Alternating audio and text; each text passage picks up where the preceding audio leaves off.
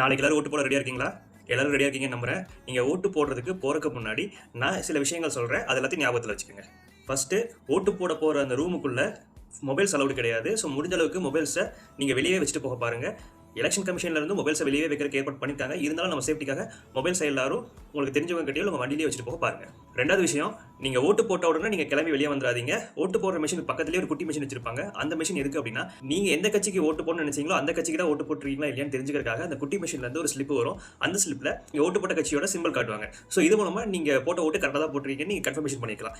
இது எதுக்கு அப்படின்னா, தப்பான ஓட்டை தடுக்கிறதுக்காக. மூணாவது விஷயம், சப்போஸ் உங்கள் ஓட்டை வேறு யாராவது போட்டுட்டாங்க அப்படின்னா நீங்கள் அப்படியே கிளம்பி வெளியே வந்துடாமல் நீங்கள் எலெக்ஷன் கமிஷன் ஆஃபீஸர்கிட்ட கம்ப்ளைண்ட் பண்ணுங்கள். அவங்க உங்களை டெண்டர்ட் பேலட் பேப்பர், அதாவது ஃபார்ம் 17B அப்படின்ற ஃபார்மை ஃபில் பண்ண சொல்லுவாங்க. அந்த ஃபார்ம் ஃபில் பண்ணுறது மூலமாக நீங்கள் வந்து டெண்டர் ஓட்டு போடலாம். மிச்ச விஷயங்களை எலெக்ஷன் கமிஷன் ஆஃபீஸர் பார்த்துப்பாரு. இந்த இன்ஃபர்மேஷன் உங்கள் எல்லாத்துக்கும் யூஸ்ஃபுல்லாக இருக்குன்னு நினைக்கிறேன். நாளைக்கு எல்லாரும் மறக்காமல் போயிட்டு ஓட்டு போடுங்க. தேங்க்யூ.